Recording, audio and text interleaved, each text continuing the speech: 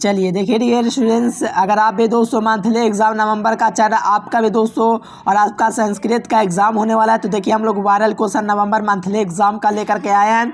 पूरा का पूरा ऑब्जेक्टिव प्लस सब्जेक्टिव इस वीडियो को में देखने वाला है, तो इस वीडियो को पूरा देखिए और साथ में चैनल को सब्सक्राइब कर लीजिए। इस चैनल पर इसी प्रकार से आपको सभी सब्जेक्ट का ऑब्जेक्टिव सब्जेक्टिव आपको लॉन्ग क्वेश्चन सब कुछ इस चैनल के माध्यम से दिया जाएगा। देखिए नवंबर मंथली एग्जाम पूरा ओरिजिनल क्वेश्चन संस्कृत का। तो देखिए पहला क्वेश्चन आपके एग्जाम में रहने वाला है, निर्वाचित में दोस्तों कौन सा संधि विच्छेद है। देखिएगा फर्स्ट क्वेश्चन आपके एग्जाम में रहेगा, निर्वाचित में दोस्तों कौन सा संधि विच्छेद है। तो आपको याद रखना है निर्वाचित जो होता है दोस्तों उसमें विसर्ग संधि होता है। कौन सा संधि, यानी कि निर्वाचित जो होता है वो आपका विसर्ग संधि होता है, यानी कि फर्स्ट का सी नंबर आपको लगा के आना है।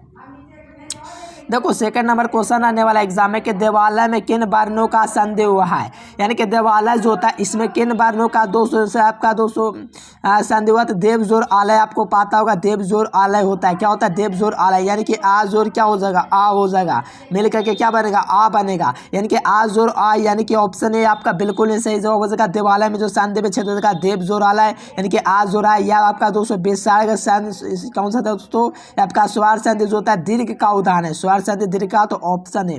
चलो यहाँ पर 3 नंबर क्वेश्चन आएगा कि गणेश का संधि विच्छेद क्या होगा, यानी कि संधि विच्छेद आपका गणेश का पूछा जा रहा है। तो गान जोर इस होगा, यानी कि आ जोर इज होगा आपका दोस्तों क्या बनेगा ए बनेगा, तो गान जोर इस होगा आपका गणेश होगा, ऑप्शन बी हो जाएगा। चलिए वीडियो में पूरा लास्ट तक देखिए, हम आपको ऑब्जेक्टिव सब्जेक्ट सब कुछ बताएंगे कहाँ से मिलेगा। चलिए संधि के कितने भेद है ध्यान देगा, संधि के दोस्तों कितने भेद है। संधि जो होता है इसका आपका कुल और कुल दोस्तों भेद जो होता है इसमें 3 भेद होता है, स्वर संधि, व्यंजन संधि और विसर्ग संधि। तो याद रखिएगा ऑप्शन सी। चलिए 5 नंबर क्वेश्चन आने वाला है कि आज और ई के दोस्तों मेल से कौन सा नया वर्ग बनेगा, यानी कि आज और ई से मेल से दोस्तों कौन सा नया वर्ग बनेगा। तो ये आपका ए बनेगा। क्या बनेगा मेरे प्यारे स्टूडेंट्स, आपका ए बनेगा, यानी कि आज और ई से बनेगा क्या ए बनेगा। इसके पहले भी हम आपको एक क्वेश्चन बताए तो वहीं वर्णों का मेल हुआ था। देखो मैं ये क्वेश्चन, हाँ देखो गान जोरेस, ई जोरेस से क्या बना यहाँ पर ए लिखा ना, गणेश नेस एस, यानी कि आज और ई के योग शब्द क्या बनेगा ए बनेगा, ऑप्शन डी आपका बिल्कुल ही सही जवाब हो जाएगा। चलिए 6 नंबर क्वेश्चन है कि ममापी में दोस्तों कौन सा संधि विच्छेद है। देखिएगा ममापी में जो संधि विच्छेद होता है दोस्तों माम जोर आपे, यानी कि आ जोर आज होता है, आ जोर आज होता है आ होता है, यानी कि ममापी में जो हो जाएगा दोस्तों आपका संधि विच्छेद जो होगा आपका माम जोर आपी हो जाएगा। ये जो है दोस्तों दीर्घ स्वर संधि का उदाहरण है, तो ऑप्शन डी। चलिए यहाँ पर 7 नंबर क्वेश्चन एग्जाम में रहने वाला है कि नास्ती का दोस्तों संधि विच्छेद क्या होगा। तो ना जोर आस्ती होगा, ना जोर आस्ती, तो ये भी आपका दोस्तों दीर्घ स्वर संधि है, यानी कि ये स्वर संधि है, तो ऑप्शन क्या होगा 7 का आपका बिल्कुल बे नंबर ऑप्शन हो जाएगा। बहुत ही अच्छा क्वेश्चन है, इसको आप लोग बिल्कुल याद रखिए। चलिए डियर स्टूडेंट 8वां नंबर क्वेश्चन बताने से पहले हम आपको बता देते इसका ऑब्जेक्टिव सब्जेक्टिव कहाँ से आपको लेना है। तो चलिए आपको इसके लिए क्या करना है, गूगल ओपन कर देना है। देखो इस प्रकार से आपको गूगल ओपन कर लेना है मेरे प्यारे स्टूडेंट्स, हर सब्जेक्ट का ऑब्जेक्टिव सब्जेक्टिव सब कुछ मिलेगा। आपको गूगल ओपन कर लेना है और आपको एजुकेशन लेक्चर यहाँ से सर्च कर देना है, एजुकेशन लेक्चर। ध्यान दीजिएगा अगर आपको ऑल सब्जेक्ट का दोस्तों वायरल क्वेश्चन एग्जाम से पहले चाहिए तो आपको गूगल ओपन कर लेना है, एजुकेशन लेक्चर सर्च करना है। सर्च करने के बाद ये वाला वेबसाइट है, इस वाले वेबसाइट पर आपको क्लिक कर देना है। जैसे ही आप लोग क्लिक करेंगे डियर स्टूडेंट आप लोग एग्जाम हॉल में भी जा करके यहाँ से लिख सकते हैं। जैसे इस पर क्लिक करेंगे तो इस प्रकार से आपका ओपन हो जाएगा। ओपन होने के बाद आपको क्या आना है, क्लास 10th ऑल सब्जेक्ट वाला जो ऑप्शन है मेरे प्यारे student class 10th all subject, ये वाले ऑप्शन पे आपको क्या करना है क्लिक मार देना है, यानी कि क्लास 10th ऑल सब्जेक्ट पे आपको यहाँ से क्लिक करना है। जैसे ही आप लोग क्लिक करेंगे मेरे प्यारे स्टूडेंट तो ये आपको एक बार विजिट कर लेना है, इस साइड पर एक बार क्लिक जरूर से कर लेना है। चलिए इस पर आप लोग जैसे ही क्लिक करेंगे मेरे प्यारे स्टूडेंट इस प्रकार से आपका ओपन हो जाएगा। ओपन होने के बाद थोड़ा सा नीचे स्क्रॉल करेंगे तो देखिए यहाँ पर आपका क्या लिखा हुआ है, यहाँ पर ध्यान से पड़ेगा कक्षा 9 में नवंबर मासिक परीक्षा सही विषय का पेपर उत्तर यहाँ से करें डाउनलोड, तो इस वाले लिंक पर क्लिक कर दीजिए।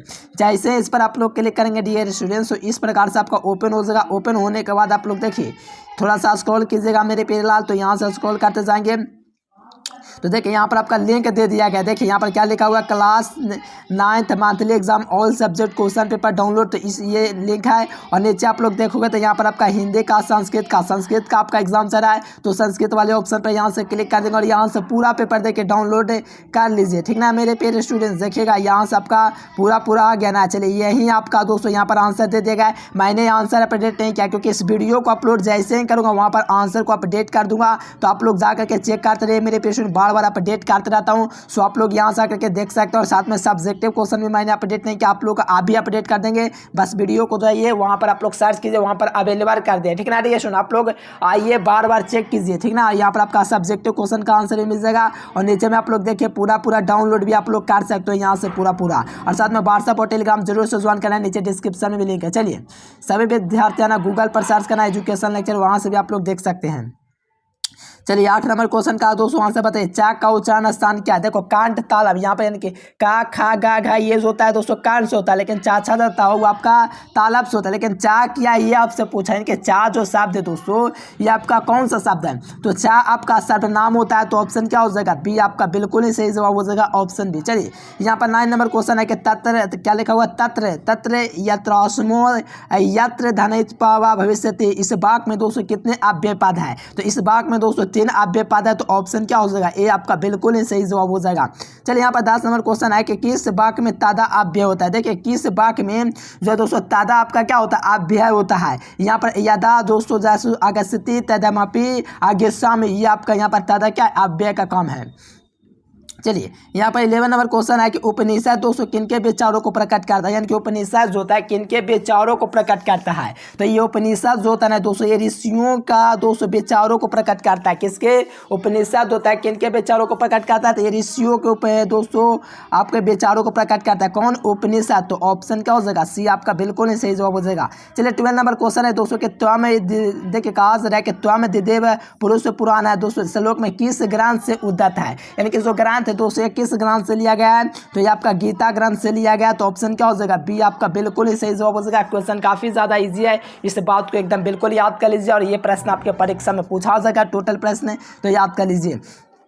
चलिए 13 नंबर क्वेश्चन है दोस्तों कि ईशावास्यु पाठ में दोस्तों कितने पद हैं? यानी कि ईशावास्य जो पाठ है दोस्तों इसमें कितने पद हैं? तो इसमें जो पद है दोस्तों वो आपका 5 पद है। कितना पद है? ईशावास्यु में दोस्तों कितने पद है? तो आपका 5 पद है, तो इस बात को याद रखेगा, 5 पद। ऑप्शन क्या हो जाएगा? सी आपका बिल्कुल नहीं सही जवाब हो जाएगा। क्वेश्चन काफ़ी ज़्यादा ईजी है, तो ऑप्शन सी।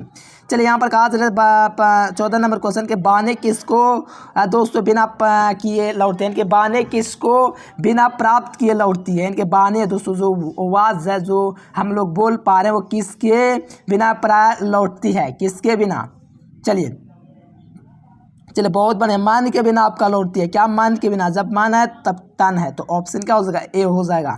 चलिए मानव का दुर्जय शत्रु कौन है? देखो मानव का जो दुर्जय शत्रु होगा वो आपका कौन होता है? मानव का दुर्जय शत्रु जो होता है उसका लोभ होता है। इनकी मानव का जो दुर्जय शत्रु होता है वो आपका लोभ होता है, तो option A. Next question 16 number का आ जा रहा है कि संसार का सबसे प्राचीन साहित्य कौन है? देखो संसार का सबसे प्राचीन जो साहित्य होता है वो आपका क्या है? तो संसार का सबसे प्राचीन साहित्य आपका वेद है। क्या है दोस्तों? संसार का सबसे प्राचीन साहित्य दोस्तों कौन होता है? तो आपका वेद होता है। 16 का क्या हो जाएगा? ये आपका बिल्कुल ही सही जवाब हो जाएगा दोस्तों। जो संसार का सबसे प्राचीन जो साहित्य होगा वो आपका वेद होगा। और वेद देखिएगा मेरे प्यारे स्टूडेंट्स, ऑप्शन क्या हो जाएगा? ए आपका बिल्कुल ही सही जवाब हो जाएगा।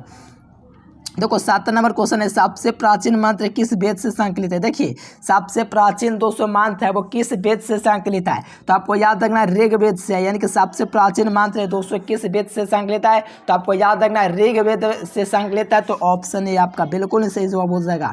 चलिए नेक्स्ट क्वेश्चन 18 नंबर है कि लोभिष्ठ चक्रधर पाठ के लेखक कौन है? यानी कि लोभिष्ठ दोस्तों चक्रधर पाठ के जो लेखक हैं वो आपका कौन है? तो इसका आप लोग बताइएगा। नारायण पंडित। आप लोग जरूर से इसका कमेंट कीजिएगा मेरे प्यारे स्टूडेंट, जरूर से आपका आंसर का इंतजार करूंगा। चलो नेक्स्ट नंबर क्वेश्चन के ब्राह्मण पुत्र ने दोस्तों किस नदी में स्नान किया? यानी कि ब्राह्मण जो पुत्र थे दोस्तों वो किस नदी में स्नान किए थे? तो आपका गंगा नदी में स्नान किए थे। यानी कि ब्राह्मण जो पुत्र थे वो किस नदी में स्नान किए थे? तो गंगा में स्नान किए थे। गंगा मतलब ऑप्शन क्या हो जाएगा? ये आपका बिल्कुल ही सही जवाब है। चलिए नेक्स्ट क्वेश्चन यहाँ पर 20 नंबर है कि अर्थवेद में कितने कांड है? देखिए अर्थवेद दोस्तों इसमें कितने कांड है बताइएगा? अर्थवेद में कितने कांड है?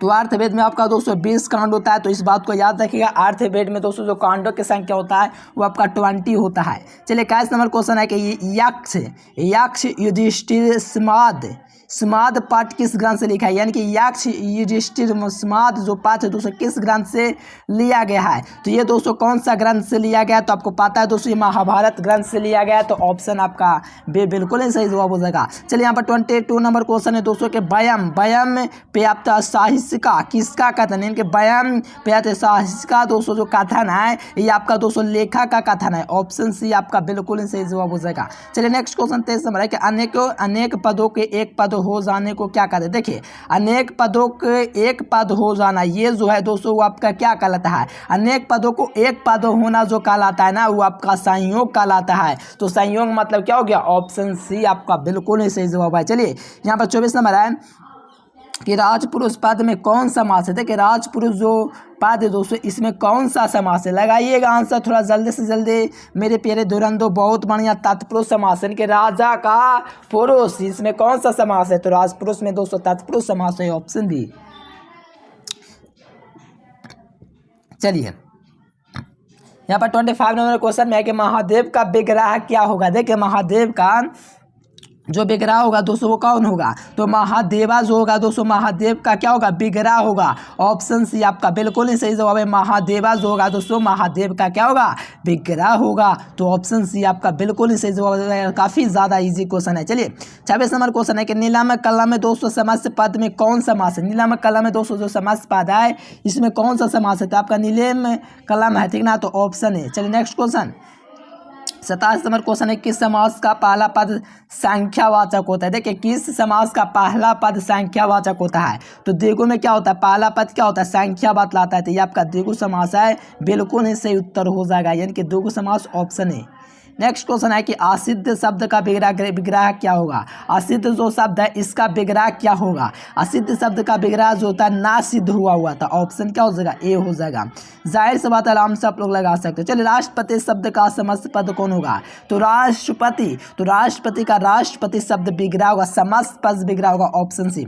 चलिए सूर्योदय दोस्तों किस शब्द का रूप है। देखिए सूर्योदय जो होता है सूर्य किस शब्द का रूप है, तो आपको पता है दोस्तों सूर्य शब्द जो होता है इसका क्या होता है, आपका बिल्कुल सही जवाब हो जाएगा सूर्य शब्द। सूर्याज होता है किस शब्द का रूप है, तो आपका सूर्य शब्द का है। और चलिए मेरे प्यारे स्टूडेंट आपको हम बता दें गूगल पर कैसे इसका आप लोग आंसर की डाउनलोड कर सकते हो, पूरा का पूरा मैंने बता दिया। और साथ में आप लोग व्हाट्सएप ग्रुप में और टेलीग्राम में ज्वाइन होना चाहते हैं, नीचे डिस्क्रिप्शन में लिंक है। ऐसे आप लोग मैसेज करके कुछ जानकारी लेना चाहते हैं, ऐसे PDF नोट्स लेना चाहते हैं। अभी तो आप लोग 9th में, अगर आप लोग 10th में जाएंगे 12th में जाएंगे, पूरी तैयारी हम आपको फ्री में करवाएंगे। बस इस नंबर पर आप लोग जरूर से कॉन्टेक्ट कीजिएगा मेरे प्यारे स्टूडेंट। चलिए वीडियो पसंद तो लाइक सब्सक्राइब जरूर करना। हम आपको बता दिए गूगल पर आपको क्या सर्च करना है, एजुकेशन लेक्चर टाइप करना मेरे प्यारे स्टूडेंट, वहां से भी आप लोग वायरल क्वेश्चन एग्जाम का डाउनलोड कर सकते हैं। चलिए thanks for watching this video. जय हिंद, वंदे मातरम। प्यारे साथियों हाथ से मुस्कुराते दिल लगा के पढ़ते रहिए।